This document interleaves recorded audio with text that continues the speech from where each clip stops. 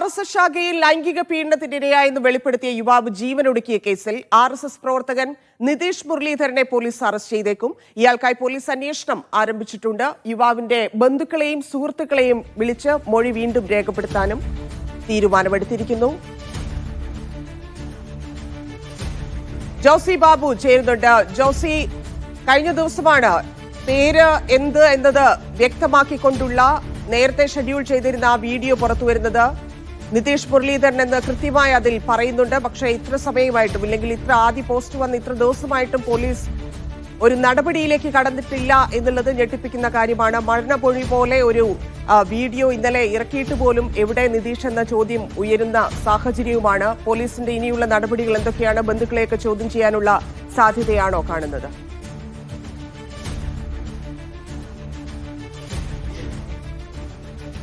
ധന്യ, കോട്ടയം എലിക്കുളം സ്വദേശിയായ IT പ്രൊഫഷണലും മുൻ RSS പ്രവർത്തകനുമായിരുന്ന യുവാവിന്റെ വീഡിയോ പുറത്തു വന്നിട്ട് ഒരു ദിവസം പിന്നിടുകയാണ്. നേരത്തെ ഇയാളുടെ കുറിപ്പും പുറത്തു വന്നിരുന്നു. ഈ രണ്ട് കുറിപ്പിലും അതോടൊപ്പം വീഡിയോയിലും RSS എന്ന സംഘടനയിൽ നിന്നും ഏറ്റ ശാരീരികവും മാനസികവും ലൈംഗികവുമായ പീഡനങ്ങളാണ് യുവാവ് വെളിപ്പെടുത്തിയിരുന്നത്. നേരത്തെ തിരുവനന്തപുരത്ത് തമ്പാനൂർ പോലീസ് യുവാവിന്റെ മരണവുമായി ബന്ധപ്പെട്ടുകൊണ്ട്, തിരുവനന്തപുരത്ത് ലോഡ്ജിൽ ജീവൻ ഒടുക്കിയതുമായി ബന്ധപ്പെട്ടുകൊണ്ട് അസ്വാഭാവിക മരണത്തിനാണ് കേസെടുത്തിരുന്നത്. ഇതുമായി ബന്ധപ്പെട്ടുകൊണ്ട് ഒരു വട്ടം കുടുംബാംഗങ്ങളുടെയും സുഹൃത്തുക്കളുടെയും ഒക്കെ മൊഴി തമ്പാനൂർ പോലീസ് രേഖപ്പെടുത്തുകയും ചെയ്തിരുന്നു. എന്തായാലും ഇപ്പോൾ പുതിയ വീഡിയോ പുറത്തു വന്നതിന് പിന്നാലെ വീണ്ടും അന്വേഷണ സംഘം യുവാവിന്റെ ബന്ധുക്കളുടെയും സുഹൃത്തുക്കളുടെയും അടക്കം മൊഴി രേഖപ്പെടുത്തുന്നതിനുള്ള നടപടികളിലേക്ക് കടക്കുകയാണ്. വീഡിയോ ദൃശ്യത്തിനപ്പുറത്തേക്ക് എന്തെങ്കിലും സാഹചര്യ തെളിവുകൾ ലഭ്യമാകുമോ എന്നുള്ളതാണ് പരിശോധിക്കേണ്ടത്. ചില തെളിവുകളുടെ അഭാവമാണ് നടപടികൾക്ക് ഉള്ള വൈകൽ എന്നാണ് പോലീസിന്റെ ഭാഗത്തു നിന്ന് പറയുന്നത്. അതേസമയം ഇത്തരത്തിൽ കൃത്യമായി വീഡിയോ ദൃശ്യത്തിലൂടെ തന്നെ തനിക്ക് നേരിട്ട ദുരനുഭവങ്ങൾ ഒരു ചെറുപ്പക്കാരൻ പറയുമ്പോൾ RSS ശാഖയിലേറ്റ ശാരീരികവും ലൈംഗികവും മാനസികവുമായ പീഡനങ്ങൾ തുറന്നു പറഞ്ഞിട്ടും പോലീസ് എന്തുകൊണ്ടൊരു അമാന്തം കാണിക്കുന്നു എന്നുള്ള ചോദ്യം ഇപ്പോഴും ബാക്കിയാണ്. എന്തായാലും പോലീസ് ഇതുമായി ബന്ധപ്പെട്ടുകൊണ്ട് യുവാവ് OCD എന്നുള്ള രോഗത്തിന് വിഷാദ രോഗത്തിന് ചികിത്സ തേടിയിരുന്നു. ഇതുമായി ബന്ധപ്പെട്ടുകൊണ്ട് മുൻപ് ചികിത്സിച്ച 2 ഡോക്ടർമാരുടെ മൊഴിയും രേഖപ്പെടുത്തിയിട്ടുണ്ട്. ഇതിൽ ചില പ്രധാനപ്പെട്ട വിവരങ്ങൾ അന്വേഷണ സംഘത്തിന് ലഭിച്ചിട്ടുണ്ട്. അതിൽ കൂടി ഒരു നിയമോപദേശം ലഭിക്കേണ്ടതുണ്ട്. പ്രത്യേകിച്ച് ഈ OCD രോഗമുള്ളവർ ചില സാങ്കല്പിക കാര്യങ്ങൾ ആവർത്തിക്കാനും അല്ലെങ്കിൽ ചില ഓർമ്മകൾ വീണ്ടും വീണ്ടും ആവർത്തിക്കുവാനുള്ള സാധ്യതയുണ്ട് എന്നതാണ് ഡോക്ടർമാർ പോലീസിന് നൽകിയിരിക്കുന്ന. ഇതിനപ്പുറത്തേക്ക് ജോസി, ഇവിടെ രാഷ്ട്രീയമായിട്ട് ഈ കാര്യങ്ങൾ എങ്ങനെ പോകുന്നു എന്നുള്ളത് നമുക്കറിയാം. കാരണം ഡിവൈഎഫ്ഐയും യൂത്ത് കോൺഗ്രസും ഒക്കെ വലിയ പ്രതിഷേധത്തിലേക്ക് കടന്ന സാഹചര്യമുണ്ട്. അപ്പോഴാണ് RSS മറ്റൊരു രീതിയിൽ ഇതിനെ വളച്ചൊടിച്ചുകൊണ്ട്, ഇതിലൊരു ദുരൂഹതയെ ആരോപിച്ചുകൊണ്ട്, ഇല്ലെങ്കിൽ ഇതിൽ പറയുന്ന കാര്യങ്ങളെ തെറ്റിദ്ധരിപ്പിച്ചുകൊണ്ടൊക്കെ ഉള്ള സോഷ്യൽ മീഡിയയിൽ ഉൾപ്പെടെയുള്ള സ്ഥലങ്ങളിലൊക്കെ ഈ തരത്തിൽ അത് പ്രചരിപ്പിച്ചുകൊണ്ടിരിക്കുന്നത് അതും വലിയ കുറ്റമാണ്. കാരണം ഒരു യുവാവ് ആത്മഹത്യ ചെയ്യുന്നു, അതുമായി ബന്ധപ്പെട്ട് പറഞ്ഞിരിക്കുന്ന കാര്യങ്ങളെ വീണ്ടും വളച്ചൊടിക്കുന്ന രീതിയാണ്. അപ്പം ഇതിലൊരു ക്ലാരിറ്റി വരുത്തുക എന്ന് പറഞ്ഞിട്ടുണ്ടെങ്കിൽ, ഈ നിതീഷ് എവിടെ എന്നുള്ളൊരു ചോദ്യം നിൽക്കുമ്പോൾ തന്നെ പോലീസിന്റെ കസ്റ്റഡിയിലാണെങ്കിൽ എന്തുകൊണ്ട് പോലീസ് അത് ഔദ്യോഗികമായി അറിയിക്കുന്നില്ല, നടപടികളിലേക്ക് കടന്നിരിക്കുന്ന കാര്യം എന്തുകൊണ്ട് പറയുന്നില്ല എന്നൊക്കെ സ്വാഭാവികമായിട്ടും ആളുകൾക്ക് സംശയം വരില്ലേ?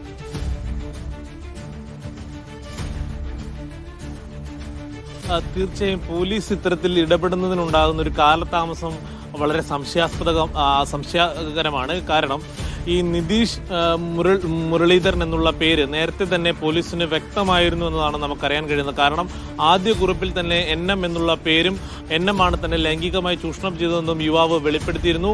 ഇന്നലെ വന്ന വീഡിയോയിലാണ് അത് നിതീഷ് മുരളീധരൻ എന്ന പ്രദേശത്തെ സജീവ RSS പ്രവർത്തകനാണ് ഇത്തരത്തിൽ ചെറുപ്പകാലം മുതൽ 3-4 വയസ്സ് മുതൽ തന്നെ ലൈംഗിക ചൂഷണത്തിന് ഇരയാക്കിയതെന്നാണ് ഈ യുവാവ് വെളിപ്പെടുത്തിയത്. ഇതുമായി ബന്ധപ്പെട്ടുകൊണ്ട് നേരത്തെ തന്നെ ഈ നിതീഷ് മുരളീധരന്റെ വീടും അതോടൊപ്പം തന്നെ അയാൾ നടത്തുന്ന സ്ഥാപനത്തിലടക്കം അന്വേഷണ സംഘം എത്തി വിവരങ്ങൾ തേടിയിരുന്നതായി വിവരമുണ്ട്. അതോടൊപ്പം തന്നെ ഈ നിതീഷ് മുരളീധരന്റെ സോഷ്യൽ മീഡിയ പേജുകൾ, Instagram, Facebook പേജുകൾ അപ്രത്യക്ഷമാകുകയും ചെയ്തു. ഇതൊക്കെയും ഇതിന് പിന്നാലെ ഈ RSS നേതൃത്വത്തിൽ നിന്ന് തന്നെ ചില ആളുകൾ പറയുന്നത് ഇയാൾ പോലീസ് കസ്റ്റഡിയിൽ ഉണ്ട് എന്നതാണ്. പക്ഷെ അത് സംബന്ധിച്ചൊരു സ്ഥിരീകരണം പോലീസിന്റെ ഭാഗത്തുനിന്നും ഉണ്ടാകുന്നില്ല. കുടുംബത്തിന്റെ നിലപാട് എന്താണെന്നുള്ളതാണ്. ഇതുവരെ അവരൊരു പരാതിയോ പ്രതികരണവുമായിട്ട് രംഗത്ത് വന്നിട്ടില്ല.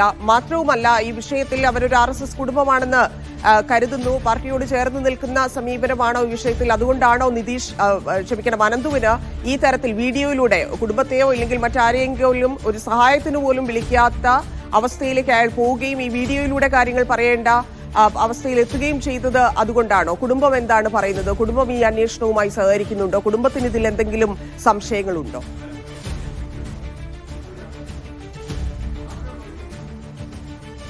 ധന്യ, അമ്മയും സഹോദരിയെയും കുറിച്ച് ഈ വീഡിയോയിലും അതോടൊപ്പം കുറിപ്പിലും വാചാലനാകുന്നുണ്ട് ഈ മരിച്ച യുവാവ്. അതോടൊപ്പം തന്നെ അയാൾ പറയുന്നത് ഇങ്ങനൊരു അമ്മയും സഹോദരിയും കിട്ടിയത് എൻ്റെ ഭാഗ്യമാണ് എന്നുള്ള കാര്യവും ഈ യുവാവ് പറയുന്നുണ്ട്. നമുക്ക് അറിയാൻ കഴിയുന്നത് ഈ മരിച്ച യുവാവിന്റെ പിതാവ് സജീവ RSS പ്രവർത്തകനായിരുന്നു. പഞ്ചായത്തിന്റെ ചുമതലയുള്ള RSS പ്രവർത്തകനായിരുന്നു. 3 വർഷം മുമ്പാണ് വാഹനാപകടത്തിൽ മരിച്ചത്. മാതാവ് RSS നിയന്ത്രണത്തിലുള്ള ഒരു മാനേജ്മെന്റ് സ്കൂളിൽ അധ്യാപികയായിരുന്നു. സഹോദരി ബംഗളൂരുവിലാണ്. സഹോദരി മറ്റൊരു സുഹൃത്തിനെ വിവാഹം കഴിച്ച് ബംഗളൂരുവിൽ താമസമാണ് എന്നാണ് നമുക്ക് അറിയാൻ കഴിയുന്നത്. എന്തായാലും ഈ കുടുംബത്തിന് പരമ്പരാഗതമായ RSS ബന്ധമുള്ള കുടുംബമാണ്. അതോടൊപ്പം തന്നെ ഈ പ്രദേശം, ഈ എലിക്കുളത്ത് ഇയാൾ താമസിക്കുന്ന വഞ്ചിമല എന്ന പ്രദേശം RSSന് വലിയ സ്വാധീനമുള്ള മേഖലയാണ്. അതുകൊണ്ട് തന്നെ കുടുംബത്തിന്റെ നേരിട്ടുള്ള ഒരു പ്രതികരണങ്ങൾ ലഭിക്കുന്നതിന് അതൊരു പ്രായോഗിക തടസ്സമാണ്. പ്രത്യേകിച്ച് കോൺഗ്രസ് അതോടൊപ്പം CPM അടക്കമുള്ള രാഷ്ട്രീയ പാർട്ടികൾ കുടുംബവുമായി ബന്ധപ്പെടാൻ പോലും ശ്രമം നടത്തിയിട്ടും അത്തരം ശ്രമങ്ങളെ പരമാവധി തടയിടുകയാണ് RSS ഇടപെട്ട് എന്നതാണ് നമുക്ക് അറിയാൻ കഴിയുന്നത്. കൂടാതെ മാധ്യമങ്ങൾക്കും ഈ സ്ഥലത്തേക്ക് പോയി അവരുടെ ഒരു പ്രതികരണം നേരിട്ട് എടുക്കുന്നതിനുള്ളൊരു പ്രതിസന്ധി അതാണ്. അത്തരത്തിൽ RSS നിയന്ത്രണത്തിലുള്ളൊരു പ്രദേശവും അതോടൊപ്പം ഈ വീടും RSSന്റെ അടുത്ത സൗഹൃദമുള്ളതും അതോടൊപ്പം നിയന്ത്രണത്തിലേക്ക് ഒരു പ്രദേശം വരുന്നത്, അങ്ങോട്ട് ഒരാൾക്കും കയറാനോ കാര്യങ്ങൾ അറിയാനോ സാധിക്കാത്ത അവസ്ഥ RSS എന്തുകൊണ്ട് ഈ വിഷയത്തിൽ ഉണ്ടാക്കുന്നു എന്നൊക്കെയുള്ള ചോദ്യങ്ങൾ നിൽക്കുന്നുണ്ട്. ഞാൻ അന്വേഷണത്തിന്റെ വിവരങ്ങളിൽ കൂടി പോവുകയാണ്. സിജോ വി ജോൺ ചേരുന്നുണ്ട്. സിജോ,